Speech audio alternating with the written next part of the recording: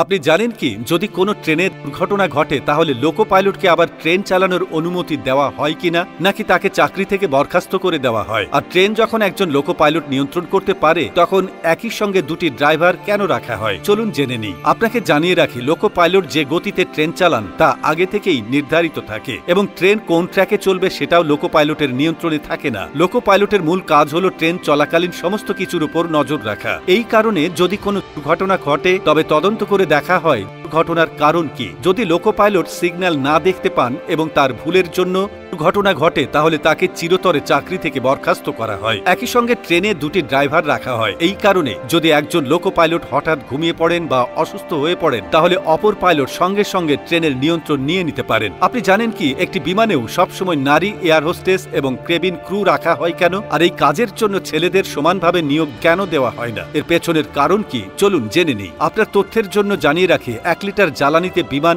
1 কিলোমিটারেরও কম দূরত্ব অতিক্রম করতে পারে। তাই বিমান চালনা সংস্থাগুলি সবচেয়ে বেশি গুরুত্ব দেয় জ্বালানির সাশ্রয়ে। একজন মহিলা এয়ার হোস্টেসের ওজন একজন পুরুষের তুলনায় 15 থেকে 20 কেজি কম হয় এবং পুরো বিমানে সাধারণত 4 থেকে 5 জন মহিলা কেবিন ক্রু থাকেন। এর ফলে বিমানকে প্রায় 100 কেজি কম ওজন বহন করতে হয়, যার ফলে বছরে জ্বালানি সাশ্রয়ের মাধ্যমে কোম্পানির কোটি কোটি টাকার লাভ হয়। এছাড়াও নারীদের স্বভাব পুরুষদের তুলনায় অনেক বেশি কোমল হয় এবং মানুষও তাদের কথা মনোযোগ দিয়ে শোনেন। এই কারণে বিমানে সাধারণত মহিলাদের কেবিন ক্রু হিসেবে রাখা হয়। এখন চলুন জেনে নিই বিশ্বের সবচেয়ে অদ্ভুত 3টি বিল্ডিং সম্পর্কে, যেগুলো দেখে বড় বড় ইঞ্জিনিয়াররাও অবাক হয়ে যান যে কিভাবে সব তৈরি হয়েছে।